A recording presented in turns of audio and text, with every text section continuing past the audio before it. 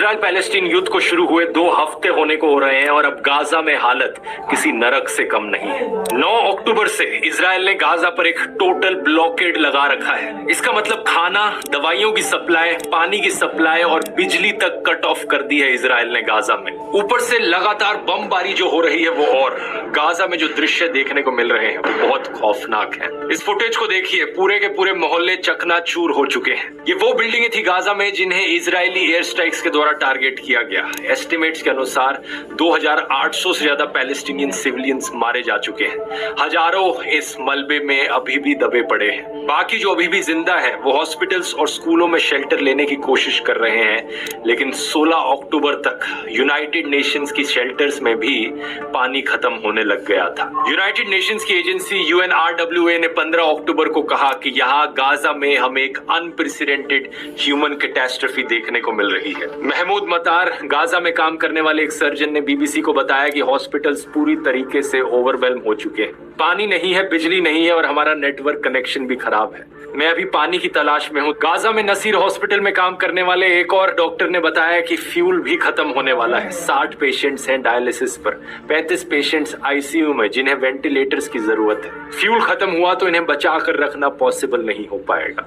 और ये एक हॉस्पिटल की कहानी नहीं है, बाकियों में भी यही हाल है। 17 अक्टूबर को हेल्थ ऑफिशियल्स ने बताया कि इकलौता ऑन्कोलॉजी हॉस्पिटल गाजा में 48 आवर्स के अंदर शट डाउन हो जाएगा अगर हालत ऐसी ही चलती रही तो, और सारे कैंसर पेशेंट्स बिना क्रिटिकल केयर के रह जाएंगे। गाजा के नक्शे पर एक बार नजर डालो दोस्तों, ये बहुत ही छोटी सी जगह है। सिर्फ 365 स्क्वायर किलोमीटर में फैली ये स्ट्रिप न्यूयॉर्क शहर के साइज से कंपेयर करो तो पता लगेगा कि कितनी छोटी जगह है। इवन दिल्ली से कंपेयर करो, ऑलमोस्ट 1/4 साइज है इसका। इतनी छोटी सी जगह में 23 लाख लोग रहते हैं। ये दुनिया की one of the most densely populated जगह है। वॉर शुरू होने से पहले भी यहाँ की लिविंग कंडीशंस बहुत खराब थी। यहाँ रहने वाले लोग कॉन्स्टेंटली इजरायली सर्वेलेंस के अंडर रहते थे और इजराइल परमिशन के बगैर बाहर ट्रैवल भी नहीं कर सकते थे। और यहाँ ये बात भी मेंशन करनी जरूरी है कि 23 लाख की पॉपुलेशन में ऑलमोस्ट आधी पॉपुलेशन बच्चों की है। सही सुना आपने, यही कारण है कि एस्टिमेट्स के अनुसार अभी जितने भी लोग इस वॉर में मारे गए हैं उनमें से करीब 60% औरतें और बच्चे हैं गाजा में। लेकिन इतने बुरे हालात वॉर शुरू होने से पहले भी गाजा में थे कि इजराइल के क्रिटिक्स गाजा को अक्सर ओपन एयर प्रिजन करके पुकारते थे, मानो ये जमीन एक खुली जेल हो। 7 अक्टूबर को हमास ने इजराइल पर एक आतंकवादी हमला किया था जिसकी वजह से वॉर शुरू हुई। लेकिन उसके रिस्पॉन्स में इजराइल लगातार गाजा पर हमले किए जा रहा है। गाजा पर एक टोटल ब्लॉकेड लगाकर, जिसमें ना सिर्फ हमास के लोग मारे जा रहे हैं बल्कि पैलेस्टीनियन सिविलियंस भी मारे जा रहे हैं। और अब पूरा गाजा एक नरक बन चुका है। लोगों का कहना है कि इस तरीके की कलेक्टिव पनिशमेंट देना गाजा की जनता को इजराइल जो कर रहा है वो भी किसी आतंकवाद से कम नहीं है। नॉर्वेजियन फॉरेन मिनिस्टर ने कहा कि इस तरीके का फुल ब्लॉकेड लगाना अनएक्सेप्टेबल है। लोगों की मदद के लिए दवाइयां और खाने की सप्लाई तो पहुंच सके कम से कम। यूनाइटेड नेशंस के सेक्रेटरी जनरल एंटोनियो गुटेरेस ने भी सिमिलर चीज कही। इजराइल को ह्यूमैनिटेरियन एड अलाउ करनी चाहिए गाजा में, और हमास को इजरायली हॉस्टेजेस को रिलीज कर देना चाहिए बिना कंडीशंस के।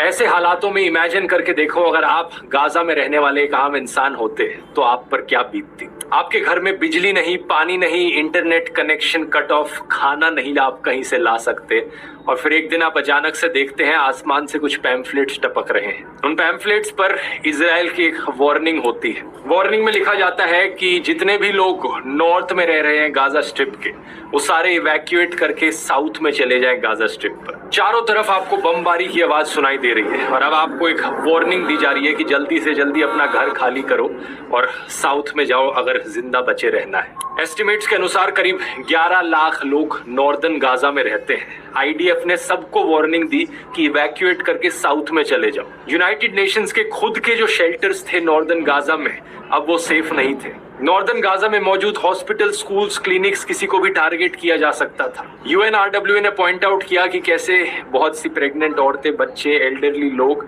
जो मूव नहीं कर पाएंगे, कहाँ जाएंगे, वो इवैक्यूएट कैसे करेंगे। ऊपर से वर्ल्ड हेल्थ ऑर्गेनाइजेशन ने इजराइल के ऑर्डर्स को स्ट्रांगली कंडेम किया। 22 हॉस्पिटल्स हैं नॉर्दर्न गाजा में जिनमें 2000 से ज्यादा पेशेंट्स हैं। आखिर हॉस्पिटल्स को कैसे इवैक्यूएट किया जाएगा? इसके बावजूद भी इजराइल मिलिट्री ने कहा कि करीब 6 लाख गाजन लोग नॉर्दर्न एरिया से इवैक्यूएट करके साउथ में चले गए। 5 लाख लोगों ने इवैक्यूएट नहीं किया, लेकिन मान लेते हैं कि आप उन लोगों में से थे जो इवैक्यूएट करके साउथ में चले आए। लेकिन क्या इसका मतलब आप बमबारी से बच जाओगे? Are people that were killed or injured during Israeli strikes in their homes in Deir al-Balah, which is located in Sad. Video कैसी लगी कमेंट में ज़रूर बताना। चैनल में नए हो तो सब्सक्राइब कर लेना। फिर मिलते हैं अगले वीडियो में।